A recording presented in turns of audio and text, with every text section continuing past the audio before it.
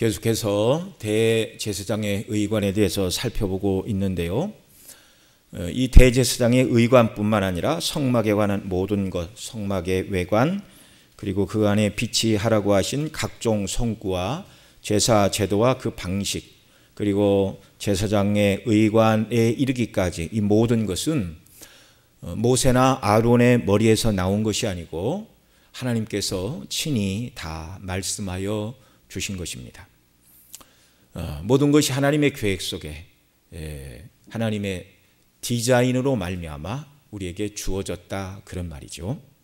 범죄 이전 에덴에서는 하나님을 예배하기 위해 이런 복잡한 제도와 방식과 의관을 갖추어 입고 또 물두멍에 물로 손을 씻고 짐승을 잡아 번제를 드리고 그 피를 뿌리는 이런 의식들이 필요하지 않았습니다. 창세기 3장 8절에 보면 그들이 날이 서늘할 때에 동산에 거니시는 여호와 하나님의 음성을 듣고 아담과 그 아내가 여호와 하나님의 낯을 피하여 동산 나무 사이에 숨은지라, 이렇게 말하고 있는데요. 범죄 이전에는 날이 서늘할 때 동산에 거니시는 여호와 하나님의 음성을 듣고 아담과 그 아내가 여호와의 낯을 피하여 숨는 것이 아니라 하나님과 더불어 만나고 교통했다는 말입니다. 창조주와 피조물의 만남, 그게 무엇이죠? 그것이 예배입니다. 여기 날이 서늘할 때라는 말을 개역 개정에서는 그날 바람이 불 때라고 번역을 했는데요. 여기 바람으로 번역된 히브리어는 누하흐라는 단어인데 영바람, 호흡, 이런 말로 이제 번역을 할 수가 있습니다. 이 단어가 창세기 1장 2절에서는 하나님의 신은 수면에 운행하시니라고 말할 때 하나님의 신, 성령으로 번역된 바로 그 단어입니다. 그래서 그날 바람이 불 때를 이제 구약의 학자들은 이렇게도 번역을 합니다. 그날 성령께서 임하시던 그때에. 그래서 성령께서 아담과 하와에게 임하실 그때에 여호와 하나님이 함께하사 아담과 하와를 만나 주셨습니다. 그것이 뭐라고요? 예배의 시작이라고. 예배의 시작이라고. 인간 창조하신 그 모습 그대로 있을 때 성령 하나님께서 바람같이 임하실 때 성부께서 그곳에 함께하사 아담과 교통하는 예배를 받아주셨다는 말입니다. 그 어떤 에덴 자체가, 에덴 동산 자체가 성막이라고 말씀을 드렸죠. 범죄하지 않았으니까 대제사장이 입어야 되는 아름다운 옷으로 그 모든 죄에 대한 수치를 가릴 필요가 전혀 없이 그저 하나님께서 찾아오시면 예배하는 그런 예배자였다는 말입니다. 그런데 아담과 하와가 범죄하고 나자 감히 하나님의 면전에 서는 것이 두려움이 되었습니다. 하나님과 교통하고 하나님께 예배드리는 것이 인간의 죄로 인해서 불가능해졌다는 말입니다. 그래서 하나님은 범죄한 아담과 하와에게 그들의 죄의 수치를 가릴 수 있는 가죽옷을 지어 에덴 동산 동편으로 내어 보내셨다. 여러 시간 전에 말씀을 드렸습니다. 그리고 성막을 지으라 하실 때, 성막, 하나님과 그 백성의 만남의 장소이죠. 예배를 위한 만남의 장소입니다. 출입문을 동쪽으로 만들라 말씀하셨고 에덴에서 동쪽으로 쫓겨난 그 인생들이 에덴을 상징하는 성막으로 돌아오되 쫓겨난 동편 문 쪽으로 동으로 난 문을 해서 이렇게 성소로 들어와 하나님을 예배하라고 하셨습니다. 그러나 그냥 아무런 옷을 입고 나올 수는 없는 것이죠. 하나님의 면전에서 쫓겨난 죄인의 모습으로 하나님의 지상 집무실인 지성소에 들어올 수 없으니 백성을 대표하는 대제사장으로 하여금 능히 지성소에 들어와 하나님을 대면하고 예배하고 섬길 수 있도록 하시기 위해서 거룩한 옷을 지어 입혀 주셨습니다. 그래서 그 모든 죄의 수치를 가리게 하시고 영화롭고 아름답게 하셔서 하나님을 섬기도록 이런 은혜를 주신 것이죠. 죄인이 감히 하나님 앞에 설 수 있는 그 모든 은혜의 방식을 하나님께서 사람들의 눈에 보이는 대제사장이 입은 이 8가지 옷을 하나님께서 디자인하여 주심으로 말미암아 죄인이 어떻게 하나님 앞에 나와 예배드릴 수 있는가? 죄인이 어떻게 하나님과 교통할 수 있는가? 이걸 보여주셨다는 사실입니다. 이 모든 의관들이 다 그리스도를 예표하는 것이라고 계속해서 말씀을 드리고 있습니다. 우리가 살펴보고 있는 대제사장의 의관들, 죄인의 죄와 수치를 가리고 죄인이 감히 하나님의 면전에 나와 예배할 수 있는 은혜를 어떻게 누릴 수 있게 되었는가? 다 그리스도 안에서 저와 여러분에게 모세 시대에는 베푸실 은혜, 오늘 저와 여러분에게는 이미 예수님 안에서 베푸신 은혜 때문에 감히 죄인이 하나님께 나가 예배하고 하나님의 면전에서 영원토록 살게 되는 천국에 대한 소망을 가지게 되는 줄 믿습니다. 이 모든 구원의 모습을 하나님께서는 대제사장의 의관 속에 담아주셨습니다. 대제사장이 입은 이 의관 속에 하나님께서 그리스도 안에서 죄인을 용납하시고 어떻게 죄인이 하나님 앞에 설 수 있는가? 다 은혜이죠, 은혜. 오늘은 대제사장의 의관 중에 살펴보지 않은 머리에 쓰는 관과 그 관 위에 정금으로 패를 만들어 청색끈으로 매어 고정하라고 하신 이 정금 패에 대해서 살펴보고자 하는데, 주의 성령께서 이 말씀을 잘 깨닫게 하시고 더욱 말씀을 깨달은 대로 주를 의지하고 하나님의 거룩한 뜻에 순종하는 자녀들로 저희들 모두를 세워주시기를 소원합니다. 먼저 대제사장의 머리에 쓰라고 하신 관과 정금패는 어떻게 만들라고 하신 것이죠? 일반 제사장과 대제사장 모두가 머리에 관을 써야 했습니다.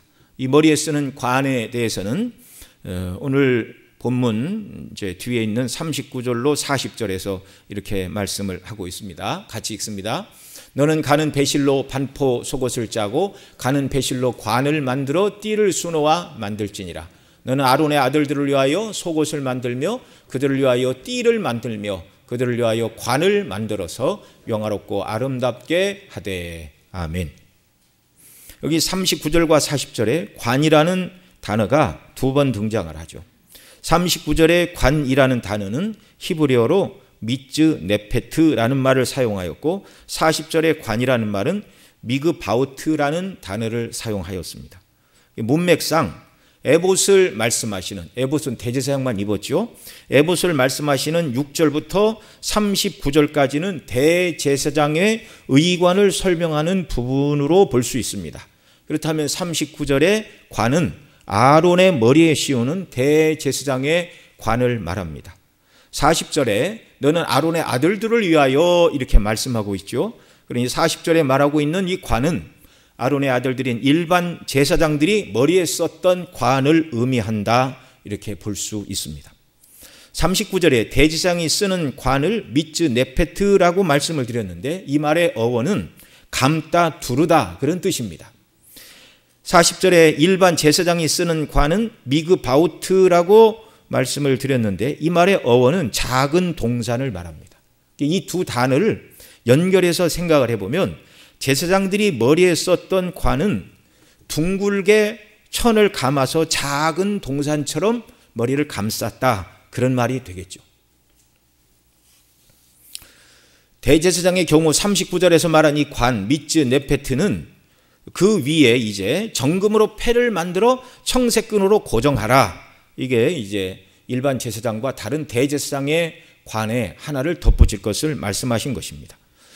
그것이 오늘 본문 36절로 37절에서 이렇게 말씀합니다. 너는 또 정금으로 패를 만들어 인을 새기는 법으로 그 위에 새기되 여호와께 성결이라 하고 그 패를 청색끈으로 관 위에 매되 곧 관 전면에 있게 하라. 일반 제사장들은 매지 않는 정금 패를 대제사장의 관 위에 매도록 이렇게 말씀하신 것입니다. 그리고 그 패에 써야 될 말은 여호와께 성결이라는 글씨였습니다. 자, 그러면 머리에 쓰는 관과 거기에 매는 정금패는 어떤 의미를 담고 있는 것입니까? 먼저 머리에 관을 쓴다는 것은 무엇을 의미하는 것이죠? 성경에서 머리를 가린다, 머리에 무엇을 쓴다, 그 말은 복종한다, 권위 아래 있다라는 것을 상징하는 표현이었습니다. 고린도전서 11장 4절로 6절 말씀 우리 같이 읽습니다. 무릇 남자로서 머리에 무엇을 쓰고 기도나 예언을 하는 자는 그 머리를 욕되게 하는 것이요 무릇 여자로서 머리에 쓴 것을 벗고 기도나 예언을 하는 자는 그 머리를 욕되게 하는 것이니 이는 머리 민 것과 다름이 없음이니라. 만일 여자가 머리에 쓰지 않거든 깎을 것이요 만일 깎거나 미는 것이 여자에게 부끄러움이 되거든 쓸지니라. 아멘. 오늘날도 여인들이 머리에 이렇게 너울이나 수건을 쓰고 예배에 참석하는 그런 분들이 없지 않아 있습니다. 이제 천주교도 그런 모습을 띠고요. 개신교 중에도 더러 그런 교회가 있는데 이것은 이제 초대교회 시대에 하는 문화적인 하나의 표현이었다. 이렇게 우리가 이해를 해야 되겠죠. 초대교회 당시의 관습을 말해주는데 여인들이 머리에 아무것도 쓰지 않고 기도하고 예언을 하면 그 머리된 남편을 욕되게 하는 것이었다라는 것입니다. 그래서 남편 있는 여인들은 머리에 수건을 씀으로 해서 나는 남편 있는 여인입니다. 남편의 권위 아래에 있다는 것을 드러내야 했다는 말입니다. 제사장과 대제사장의 머리에 세마포로 감아서 둥글게 머리를 감싸는 관이라고 우리말 성경은 말하고 있는데요. 좀 더 가깝게 얘기를 하면 모자가 아닌 터번에 해당할 것입니다. 예배하는 제사장들은 하나님의 뜻에 완전히 복종하는 자여야 한다라는 걸 보여주죠. 제사장뿐만 아니라 제사장이 예표하는 모든 하나님의 백성들 어떻게 하나님의 면전에 설 수 있는가? 하나님의 뜻대로 복종해야 한다는 것입니다.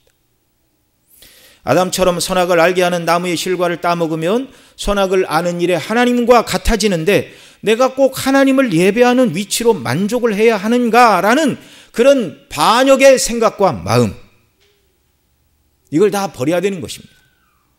또 하나님을 예배하고 높이기보다 나를 높이고 내 자신의 즐거움을 위해 살고자 하는 본성의 모든 욕망의 생각들을 버리고 거룩하신 하나님의 뜻에 복종해야 한다는 것을 보여주는 것이 머리에 쓰는 관이었습니다. 흰색 세마포 천으로 머리를, 인간적인 생각을 그리스도의 의로 다 가려야 된다는 것입니다. 우리의 영원한 대제사장이신 예수 그리스도께서는 제사장으로서 우리를 구원하시는 구원사역을 이루실 때 하나님 아버지의 뜻에 완전하게 복종하셨음을 믿으시기 바랍니다. 나의 원대로 마옵시고 아버지의 원대로 되기를 원하나이다. 십자가를 앞에 두고 사람이라면 그 누구라서 십자가형에 달려 죽기를 좋아할 사람이 누가 있습니까? 그래서 우리 주님은 간절히 기도하셨죠. 아버지여 이 잔을 내게서 옮기시옵소서. 할 만하시거든 이 잔을 내게서 옮기시옵소서. 그러나 나의 원대로 마옵시고 아버지의 원대로 되기를 원하나이다 라고 죽음의 순간까지도 아버지의 뜻대로 복종하기를 간구하셨습니다. 하나님께 완전하게 순종하신 그리스도 안에서 우리도 하나님께 순종하는 자들이 되어야 마땅한 줄로 믿습니다. 자, 관 위에 매는 정금패는 무엇을 상징하는 것이었죠? 먼저 재료는 정금인데 금은 하나님의 빛나는 영광을 상징하는 것이었습니다. 둘째로 그 정금으로 패를 만들라고 하셨는데 이 패라는 말은 히브리어로 찌쯔라는 단어인데 이것은 꽃이란 뜻입니다. 앞 시간에 살펴본 대제사장의 청색 겉옷 가장자리에 청색, 자색, 홍색 실로 술을 놓은 무엇이 있었지요? 석류가 있었습니다. 그리고 성소 안에 등잔대는 무엇의 형상을 따라 만들었다고요? 살구나무의 형상을 따라 만들었습니다. 그러니까 이 대제사장이 이 옷을 입고 관을 쓰고 성소에 딱 들어가면 성소의 등잔대는 살구나무의 모습이 있고 대제사장의 옷 겉옷 가장자리에는 석류 열매가 있고 그리고 대제사장이 쓴 관위에는 꽃이 피어있는 모습이었습니다. 이는 성막의 에덴 동산의 모형이라고 말씀을 드렸는데 그곳에 나무와 꽃과 열매가 있는 이 모습이죠. 이것은 저와 여러분으로 하여금 완전한 에덴 동산, 아담과 하와가 살았던 그 에덴 동산은 인간이 타락할 가능성이 있는 곳, 곧 유혹자 뱀의 유혹이 있어서 아담을 타락의 길로 나가게 했다면 우리가 들어가게 될 완전한 에덴 동산, 완전한 천국, 새하늘과 새 땅은 조금의 타락할 가능성이 없는 완전히 영화로운 그 나라입니다. 그 나라에서 우리는 바로 생명나무 열매를 따먹을 것이죠. 요한계시록 22장이 말씀하시는 대로 하나님과 어린 양의 보좌로부터 나는 생명수 샘물이 길 가운데로 흐르고 그 강 좌우에 생명나무가 있어 12가지 실과를 달마다 맺히는 생명과 은혜가 풍성한 그 영광의 나라를 바라보고 소망하게 하는 것입니다. 우리가 하나님의 면전에 나가 예배하고 경배하는 이유가 무엇입니까? 바로 새하늘과 새 땅, 천국에 들어가 하나님 주시는 영원한 영생을 누리는 것이 목표이고 목적이기 때문인 줄 믿으시기 바랍니다. 그리스도인들은 이걸 바라보고 살아야 돼요. 이 영광의 나라에 누가 들어간다고요? 바로 이마에 여호와께 성결이라고 새긴 패를 복종을 의미하는 관 위에 맨 자들, 제사장, 그 대제사장이 상징하는 모든 하나님의 백성들이 들어간다는 말입니다. 정금패에 기록된 여호와의 성결이라는 말의 의미를 우리가 또 생각해 봐야 됩니다. 여기 여호와께 성결이라는 말은 히브리어로 코데시 라도나이라는 말인데요. 코데시라는 말은 카도시에서 나온 말로 거룩이라는 단어입니다. 거룩이라는 말은 1차적으로 그 뜻이 무엇이죠? 구별되고 구분되었다는 것입니다. 이 거룩이라는 첫 번째 개념은 구별입니다. 여러 개 중에서 하나를 따로 떼어 다른 공간에 둘 때 이걸 구별했다, 다른 말로 거룩하게 했다, 그런 말입니다. 그리고 두 번째 뜻이 성결입니다. 하나님은 거룩하신 분입니다. 이 세상의 모든 것은 다 하나님께서 지으신 피조물이고 인생도 피조물에 불과한 것이죠. 그러니 창조주 하나님과 피조물은 무한히 구별될 수밖에 없습니다. 그래서 하나님은 거룩하신 분이에요. 거룩하시고 의로우시고 사랑과 긍휼에 풍성하신 성품의 영광, 그리고 전지전능하시고 무소부재하신 존재의 영광에 있어서, 그 성품의 영광과 존재의 영광에 있어서 피조물과 무한히 구분되시고 범죄 이전의 인생과도 비교할 수 없이 무한히 구별되시는 거룩하신 하나님이십니다. 하나님께서 구별되신 거룩한 분이시니 하나님께 드려지고 사용되는 모든 것을 거룩하다, 이렇게 말하는 것입니다. 그래서 하나님을 섬기던 구약의 제사장들, 오늘날 하나님의 말씀에 봉사자들인 목사를 성직자라 부릅니다. 하나님을 섬기는 데 사용되는 천막이라서 성막이라 불렀고, 성막 안에 있는 모든 기구들을 성구라고 불렀습니다. 또한 하나님을 예배하던 구약의 안식일, 각종 절기들인 유월절, 오순절, 초막절들, 다 이런 말들을 한마디로 표현은 했어요. 뭐라고요? 성일, 거룩한 날들. 하나님을 예배하고 하나님 앞에 즐겁게 찬미하며 경배하는 하나님께 구별된 날, 거룩한 날, 성일이라는 말입니다. 그러니 우리말로 여호와께 성결이라고 번역을 했지만 더 정확하게 1차적으로는 여호와께 거룩, 이 말은 여호와께서 구별하셨다, 또는 여호와께로 구별되었다라는 말입니다. 그러면 여호와께 성결 또는 여호와께 거룩이라는 말이 정금패 새기의 머리에 쓴 관에 매라는 말씀의 의미는 무엇이죠? 여호와께 성결 또는 여호와께 거룩이라는 이 말을 곧 도장을 새기듯이 정금패에 새기라고 하셨는데, 구약시대에 도장을 찍는 것은 왜 그런 일을 했죠? 지금도 마찬가지죠. 어느 문서에 도장을 찍으면 그것이 바로 자기 자신이다, 그런 표현 아닙니까? 거기 도장을 찍었다 그러면 바로 자신이 그 일을 행한 장본이라는 표시가 거기에 있는 것이죠. 구약시대에 어디에 도장을 찍는다, 그 말은 자기 소유임을 확인하는 방식이었습니다.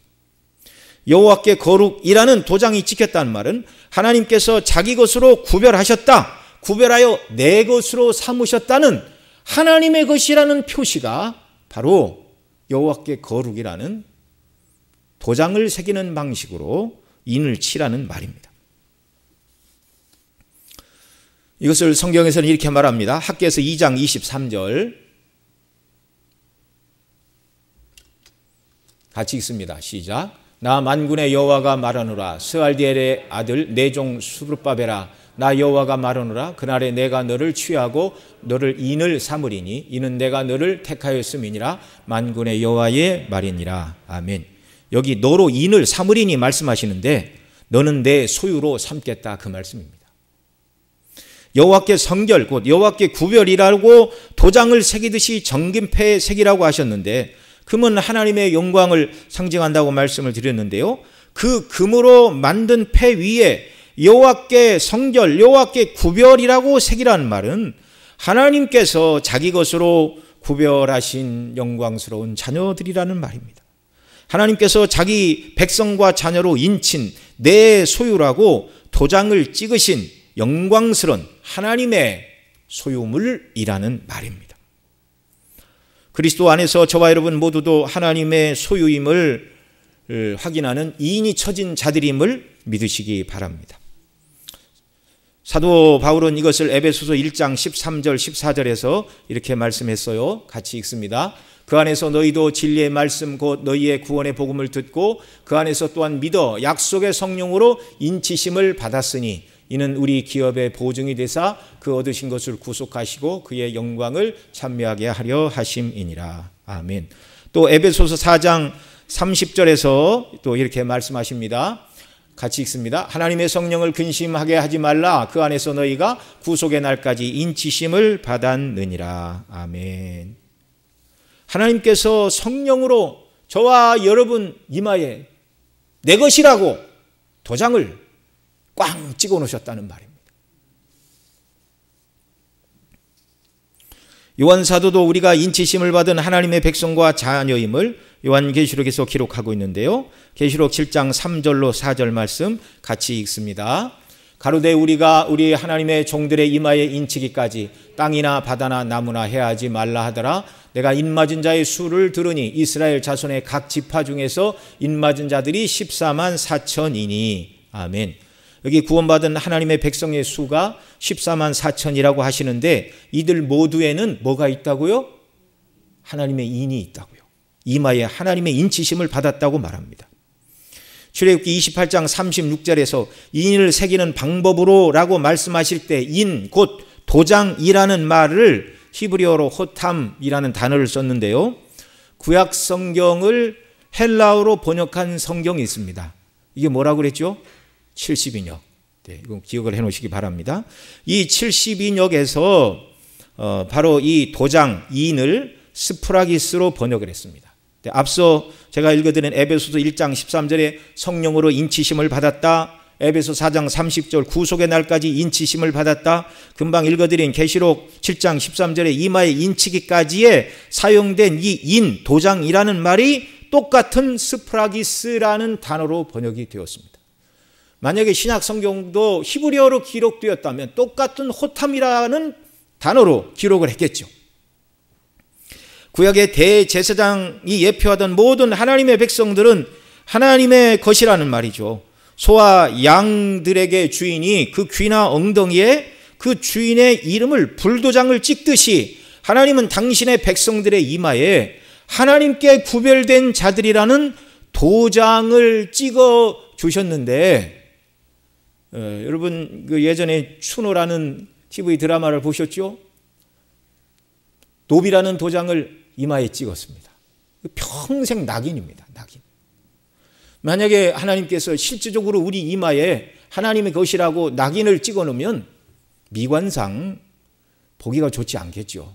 그래서 성령으로 영적으로 그 백성의 이마에 인을 치셨을 뿐만 아니라 이것을 보여주시기 위하여 대제사장이 쓴 관 위에 정금패로 하나님의 것, 하나님의 것으로 구별되었다, 여호와께 성결이라는 도장을 새기는 방식으로, 도장은 내 것이라고 그랬죠. 낙인을 찍는 것입니다. 하나님의 것임을 확인하는 도장을 찍는 표를 이마에 매라. 곧 하나님의 것이라는 하나님의 소유임을 주장하는 것이 바로 그 패의 1차적인 목적입니다.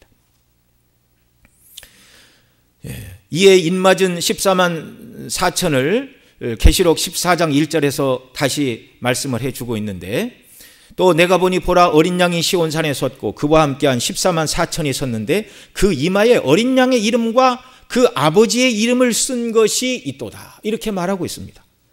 또 뒤에 가서 계시록 22장 3절로 5절에서도 구원받은 하나님의 백성들이 인맞은 자들이라는 것을 다시 이렇게 말합니다. 같이 읽습니다. 다시 저주가 없으며 하나님과 그 어린 양의 보좌가 그 가운데 있으니 그의 종들이 그를 섬기며 그의 얼굴을 볼 터이요 그의 이름도 저희 이마에 있으리라. 다시 밤이 없겠고 등불과 햇빛이 쓸데없으니 이는 주 하나님이 저희에게 비추심이라. 저희가 세세토록 왕노릇하리로다. 아멘. 하나님께서 구원하시기로 작정하신 구원 받아야 될 숫자의 총수가 14만 4천인데 이건 상징적인 수라고 말씀을 드렸죠. 구약의 12지파, 신약의 12사도를 곱하면 144가 되는데 거기에 1000을 곱한 숫자가 바로 14만 4천이 되겠습니다. 그것이 실제 숫자라고 박박 매기는 사람들은 큰일 날 사람들입니다. 상징의 수입니다. 그래서 여호와께 성결 또는 여호와께 거룩이라고 인을 친 금패를 이마에 매는 것은 이마에 인을 친다는 말과 똑같은 말입니다. 하나님의 것이라는 말이죠. 하나님의 소유라는 말입니다. 그러면 어떻게 구약의 백성들은 대제사장의 이마에 맨 정금패에 하나님의 인을 치고 오늘 저와 여러분들에게는 성령으로 인을 치시어 하나님의 백성과 자녀들이 되게 하신 것이죠. 이것은 바로 우리의 영원한 대제사장이신 예수 그리스도의 사역으로 말미암아 저와 여러분이 하나님의 소유가 된 줄 믿으시기 바랍니다. 말라기 3장 1절로 3절에서 예수님께서 대제사장으로 오시어 그들을 깨끗게 하시고 하나님을 섬기는 레위인들이 여호와께 의로운 제물을 드리게 될 것을 이렇게 말합니다. 1절로 3절 같이 읽습니다. 만군의 여호와가 이르노라 보라 내가 내 사자를 보내리니 그가 내 앞에서 길을 예비할 것이요 또 너희 구하는 바 주가 호련히 그 전에 임하리니 곧 너희의 사모하는 바 언약의 사자가 임할 것이라. 자, 1절 다시 보여주세요. 1절. 네. 자, 만군의 여호와가 이르노라 보라 내가 내 사자를 보내리니 이 앞에서 말하는 사자는 세례 요한을 말하는 것입니다. 그가 내 앞에서 길을 예비할 것이요. 예수님이 오실 길을 예비한 세례 요한을 앞부분에서는 말하고 있고요. 또 너희를 구하는 바 주가 호련히 여기 너희를 구원하시는 주는 누굽니까? 바로 예수 그리스도입니다. 이분이 그 전에 임하시리니 이렇게 말하고 있어요. 전에 임한다 그 말은 성전에서 섬겼던 대제사장을 상징적으로 표현하는 것입니다. 그러니까 세례 요한의 소개를 받고 이 땅에 오신 우리 주 예수 그리스도는 말 그대로 기름 부음을 받으신 메시아로 오셨어요. 구약시대의 왕과 선지자 제사장에게 기름을 부었는데 특별히 바로 여기 말라기 3장 1절에서 말하는 오실 메시아의 모습은 대제사장으로서 오실 메시아를 말하고 있습니다. 자, 성전에 임하시리니 곧 너희의 사모하는 바 언약의 사자가 임할 것이라. 2절 3절 또 같이 읽습니다. 그 임하는 날을 누가 능히 당하며 그의 나타나는 때에 누가 능히 서리오. 그는 금을 연단한 자의 불과 표백하는 자의 잿물과 같을 것이라. 그가 은을 연단하여 깨끗게 하는 자같이 앉아서 레위 자손을 깨끗게 하되 금, 은같이 그들을 연단하리니 그들이 의로운 제물을 나 여호와께 드릴 것이라. 아멘. 여기 2절로 3절에서 레위 자손, 구약에서는 제사장들인데 신약에서는 택한 백성들을 모두를 통칭하는 표현입니다. 그들을 불로 연단하듯이 연단하고 잿물로 표백하듯이 그들을 깨끗게 하심으로 하나님을 섬기기에 합당한 자들로 만드신다 이렇게 말씀을 하고 있는데 여러분 대제사장이신 그리스도께서 우리를 어떻게 불로 연단하듯 연단하고 잿물로 표백하듯 깨끗한 자가 되어 하나님을 섬기게 하시는 것이죠. 바로 예수님의 죽으심과 부활하심을 통하여 이것을 믿는 자들의 심령 속에 성령을 부어주심으로 구원의 기쁨과 감격으로 능히 하나님을 섬기도록 이런 은혜를 부어주신다는 말입니다.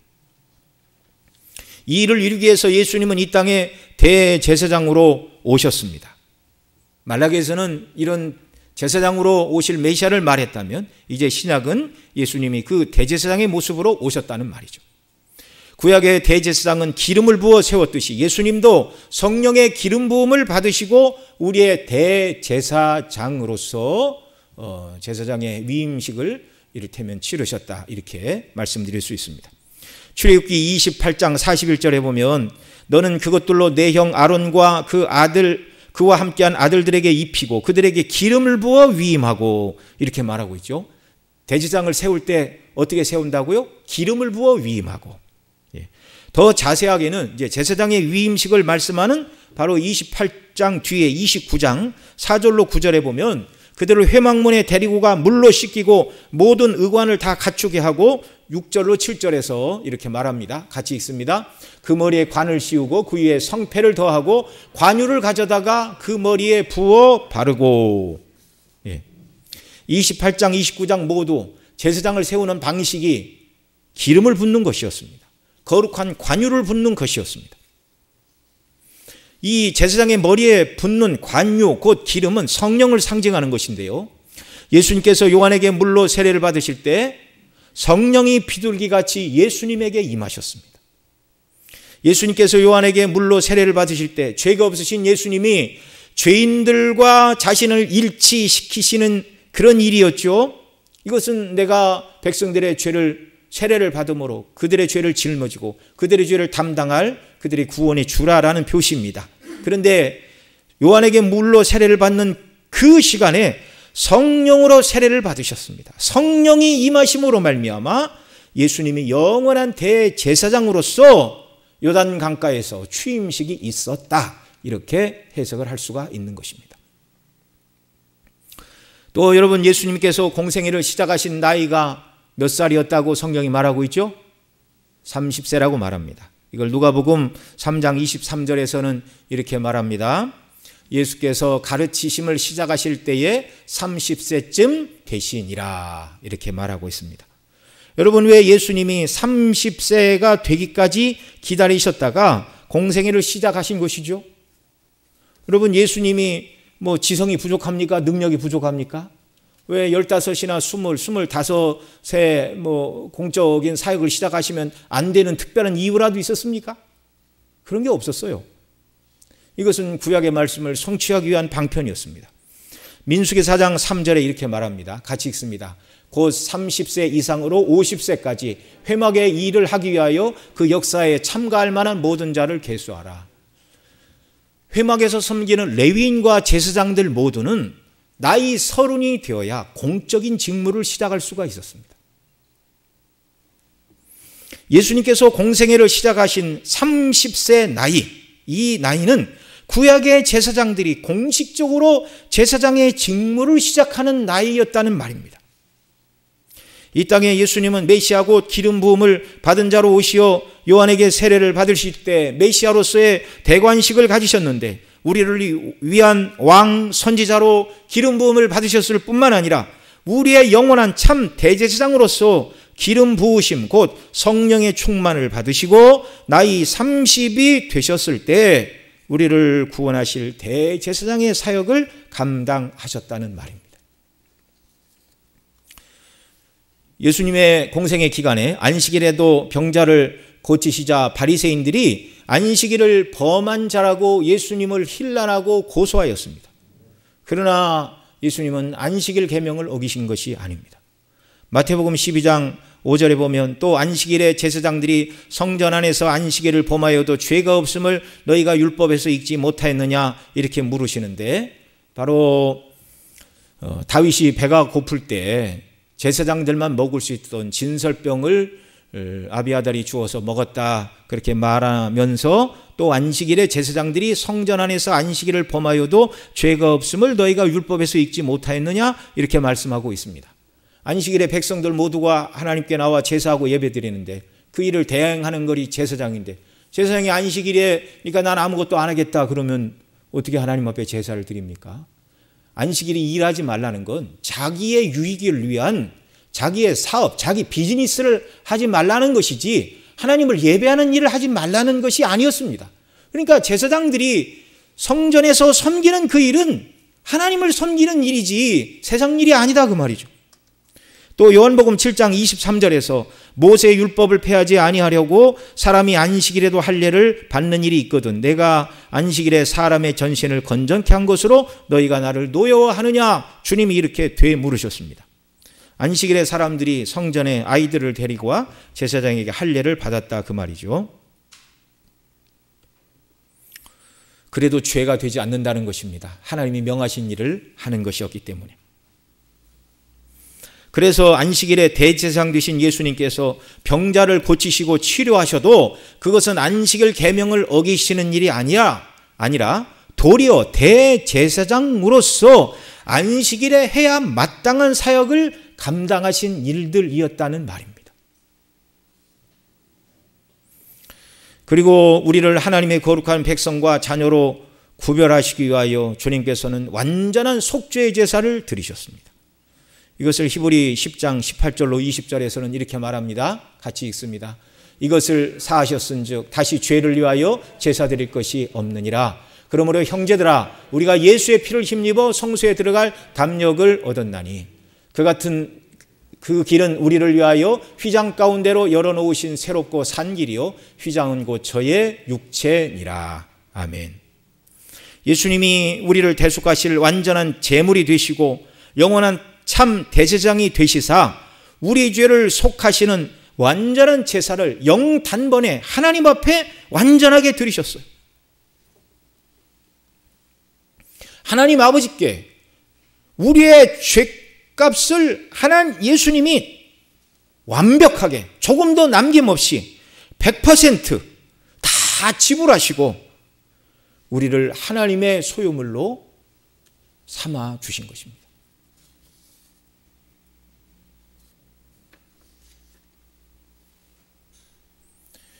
그래서 대제사장이 쓴 관 위에 이 정금패를 매라 하나님의 것이다 라는 이 표시, 바로 예수님이 십자가에서 피 흘려 죽으시고 저와 여러분을 구속하사 값으로 사내시고 하나님의 소유로 만들어 주실 것을 예표하는 것이었습니다. 이 예수님 안에서 저와 여러분 모두가 제사장입니다. 요한계시록 1장 5절로 6절에서는 이 사실을 이렇게 말합니다. 같이 읽습니다. 또 충성된 증인으로 죽은 자들 가운데서 먼저 나시고 땅의 임금들의 머리가 되신 예수 그리스도로 말미암아 은혜와 평강이 너희에게 있기를 원하노라. 우리를 사랑하사 그의 피로 우리를 죄에서 우리를 해방하시고 그 아버지 하나님을 위하여 우리를 나라와 제사장으로 삼으신 그에게 영광과 능력이 세세토록 있기를 원하노라. 아멘. 예수님이 그 피로 우리를 사서 우리를 나라와 제사장으로 삼아주셨습니다. 하나님을 위하여 섬기는 하나님의 나라와 하나님의 제사장, 곧 왕같은 제사장으로 삼아주셨다는 말이죠. 예수님과 연합된 저와 여러분이 이제 제사장입니다. 예수님의 십자가의 대속의 피로 우리 죄를 다 씻어주시고 예수께서 친히 완성하신 그 의로서 우리의 수치와 부끄러움을 다 가려주셨고 예수님의 의로 옷을 입은 거룩한 제사장으로 우리를 삼아 주셨습니다. 그리고 앞서 읽은 에베소서 1장 13절 14절에 보면 성령으로 인치시고 성령으로 우리에게 보증하셨다 이렇게 말씀하고 있죠. 성령으로 인치심의 증거가 무엇입니까? 자세히 보면 우리 이마에 하나님의 소유라는 이름이 쓰여져 있습니까? 그런 거 아니죠. 인치심은 하나님의 소유라는 것인데 바로 중생으로 우리를 인치셨습니다. 거듭나게 하셨습니다. 그래서 내가 예수님의 피로 죄사함 받고 하나님의 자녀가 되었다라는 사실을 믿고 이 신앙을 고백하는 것이 하나님의 백성임을 인치는 표인 줄 여러분 믿으시기 바랍니다. 또한 성령께서는 우리에게 이 놀라운 인침으로 구원받은 하나님의 백성들임을 보증하여 주십니다. 보증하여 주십니다. 이 성령의 보증하시는 두 방면은 두 가지인데요. 첫째는 중생의 거듭남으로 인치신 성령께서 우리로 하여금 하나님의 형상을 본받게 하심을 통하여 우리가 하나님의 백성과 자녀임을 보증하십니다. 그러니까 우리 마음속에 하나님을 사랑하는 마음, 하나님을 예배하고 그리스도의 성품을 닮아가려고 애쓰는 마음이 우리에게 주어진 것, 성령의 보증으로 주어진 것입니다. 우리가 하나님의 인침받은 백성이라는 말입니다. 두 번째로 성령께서는 우리 마음속에 어떻게 보존하십니까? 끊임없이 우리 마음속에 우리가 하나님의 자녀임을 깨닫게 하시는 자녀의식을 부어주심으로 말미암아 하나님을 아바 아버지라 부르짖게 하십니다. 이것이 성령께서 우리가 인침받은 하나님의 백성과 자녀임을 보증하시는 두 번째 방식입니다. 예수님 때문에 저와 여러분은 정말 놀라운 은혜를 입었어요. 감히 죄인은요, 하나님의 원수로서 하나님의 심판과 진노를 받아 영원토록 불못에 떨어져야 마땅한 자들입니다. 그런데 그런 죄인들이 하나님의 면전에 서고 하나님과 교통하고 하나님을 알아가는 영생의 복락을 누리게 되었습니다. 이 모든 것이 예수 그리스도로 말미암아 우리가 하나님의 백성과 자녀일 뿐만 아니라 이 땅에서도 하나님 나라에서도 하나님을 섬기는 제사장으로 부르심을 받았다는 사실을 기억하시기 바랍니다. 계시록 7장에 보면 구원받은 성도들 말하되 흰옷 입은 자들 이렇게 말하는데, 그 흰옷은 구약의 일반 제사장들이 성전에 나가 하나님을 섬길 때 썼던 예복이었어요. 예복. 흰옷을 입은 자들, 이 말은 제사장들이라는 말입니다. 제사장들. 너무나 놀라운 은혜와 사랑을 그리스도 안에서 우리에게 베풀어 주셨습니다. 하나님 앞에 능히 서게 하시고 하나님을 섬기는 영광스러운 백성으로 삼아 주셨습니다. 그러면 이런 은혜를 받은 저와 여러분은 어떻게 살아야 되죠? 머리에 관을 쓴 제사장, 이것은 우리의 참 영원한 대제사장이신 예수 그리스도의 예표라고 말씀을 드렸는데, 머리에 관을 쓰는 것은 복종을 의미한다고 앞서 말씀을 드렸습니다. 우리 주 예수 그리스도는 우리의 영원한 대제사장으로서 이 땅에 계실 때부터 하나님 아버지께 완전히 복종하는 삶을 사셨습니다. 요한복음 4장 31절로 34절 같이 읽습니다. 그 사이에 제자들이 청하여 가로되 랍비어 잡수소서. 가라사대 내게는 너희가 알지 못하는 먹을 양식이 있느니라. 제자들이 서로 말하되 누가 잡수실 것을 갖다 드렸는가 한데, 예수께서 이르시되 나의 양식은 나를 보내신 이의 뜻을 행하며 그의 일을 온전히 이루는 이것이니라. 아멘. 우리의 구주시요 영원한 대제사장이신 예수님의 양식은 예수님을 보내신 하나님 아버지의 뜻을 행하며 그 일을 온전히 이루는 것이라고 말씀해 주셨습니다. 온전히 복종하는 삶을 사셨어요. 그래서 앞서 읽어드린 요한계시록 1장 5절에 예수님에 대하여 말하기를 어떻게 말했습니까?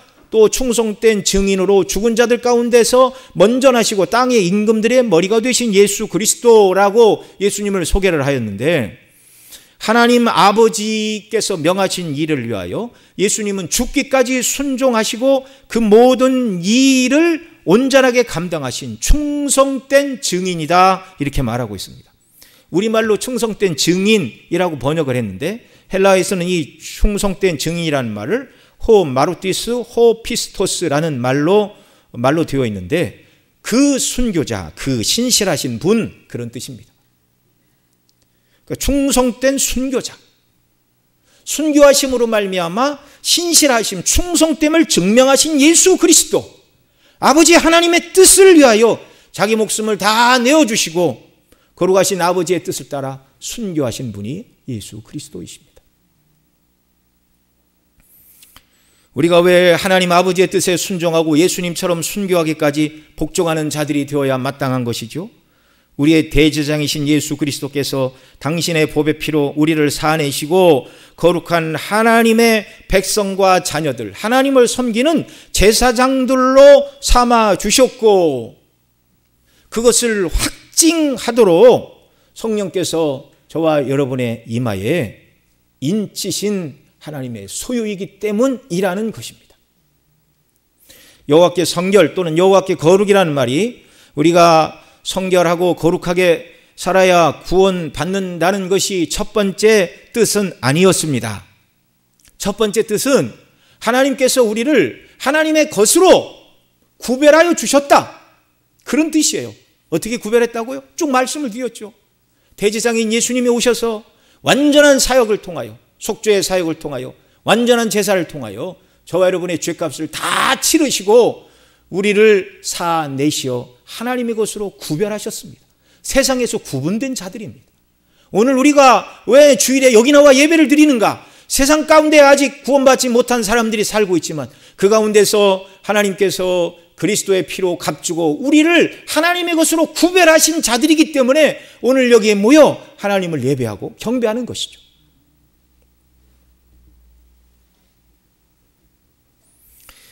하나님의 것이 되었습니다. 그러니 이제 우리가 거룩하신 하나님의 소유답게, 하나님의 백성과 자녀답게 거룩한 말과 행실을 통하여 하나님께 영광을 돌려야 하는 줄로 믿습니다. 그 하나님의 것이라는 영광스러운 하나님의 소유라는 패를, 복종을 의미하는 관 위에 쓰라고 말씀해 주셨어요. 그리스도께서 값주고 사내신 저와 여러분, 하나님의 것으로 정말 구원함을 받은 저와 여러분의 마땅한 삶은 구원해 주신 성삼위 하나님께 영광을 돌리는 삶인 줄 믿습니다. 또한 우리의 거룩한 말과 행실을 통하여 성도들에게 힘과 기쁨을 주고 또 그리스도 밖에 있는 분들에게는 하나님의 선하심을 드러내는 전도의 도구로 쓰임받는 왕같은 제사장이 되기 위해서 저와 여러분이 주의 뜻에 복종해야 되고 또 금패에 기록된 대로 하나님께 구별된 자로서 세상과 다른 거룩한 삶을 살아야 하는 자들이라고 말씀하고 있는 것입니다. 우리 이 시간 함께 하나님 앞에 통성으로 기도하겠습니다. 예수님의 은혜로 말미암아 정말 사내심을 받았습니다. 하나님의 것으로 구별함을 받았습니다. 그래서 성도입니다. 거룩한 무리입니다. 하나님이 구별해 주신 하나님의 것입니다. 예수님의 피로 값주고 사내어 하나님의 것으로 삼아 주셨습니다. 이 은혜에 합당한 영광을 돌리는 삶을 살아가는 자들이 되는 이런 은혜 내게 베풀어 주옵소서.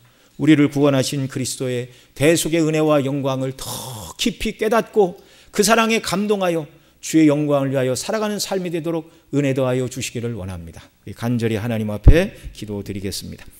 사랑하시는 아버지 하나님, 이 시간도 주의 말씀 듣게 하시고 주의 말씀 붙들고 기도하도록 은혜를 베풀어 주시니 감사를 드립니다.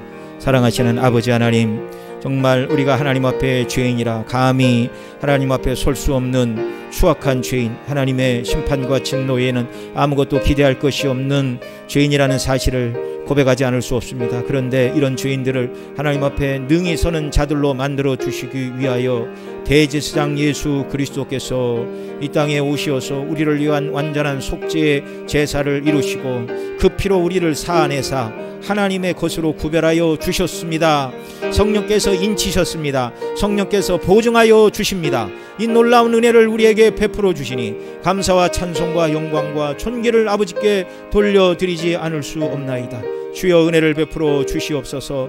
아버지 하나님, 여호와께 성결, 여호와께 구별된 자로서 구별된 삶을 살아야 되는데 우리가 구별된 삶을 살아야 구원받는 것이 아니라 하나님께서 우리를 그리스도 안에서 거룩하게 구별해 내셨으니 그 은혜에 합당하게 거룩하신 하나님을 닮아 세상과 다른 거룩한 삶을 살아가는 자녀들이 되게 하여 주시기를 원합니다. 우리의 마음속에 하나님을 사랑하는 사랑이 아버지 하나님 날마다 넘치게 하여 주옵소서. 대속의 십자가의 사랑과 은혜를 온전히 깨닫고 그 사랑이 우리를 강권함으로 말미암아 그 사랑에 감동되어 그 사랑이 우리를 이끌어 정말 하나님 앞에 거룩한 백성으로 살아가는 자들이 되도록 은혜를 베풀어 주시어서 우리의 삶을 통하여 하나님께서 영광을 받으시고 성도들이 힘을 얻고 그리스도 밖에 있는 자들이 정말 하나님의 선하심을 맛보고 전도의 문이 열리는 통로로 저희들을 사용하여 주시고 영광을 나타내 주옵소서. 우리 구주 예수님의 이름으로 기도드리옵나이다. 아멘.